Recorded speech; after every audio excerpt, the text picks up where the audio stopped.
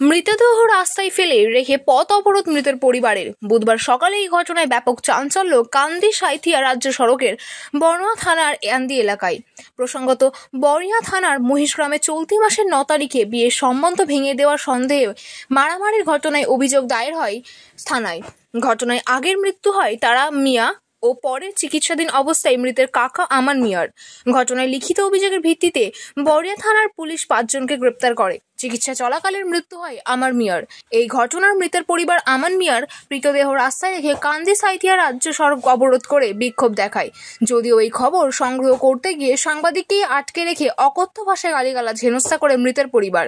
পরে কান্দি মহকুমা আরক্ষা আধিকারিক শাস্ত্রেক আম্বারদার ও বড়ুয়া থানার ভারপ্রাপ্ত আধিকারিক অরিন্দম দাস পৌঁছে পরিস্থিতি নিয়ন্ত্রণে আনেন।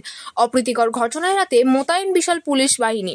ঘটনার জেরে বুধবার সকাল থেকে উত্তপ্ত হয় এলাকা। প্রায় 2 ঘন্টা অবরোধ চলার পর অবরোধ তুলে নেওয়া হয়।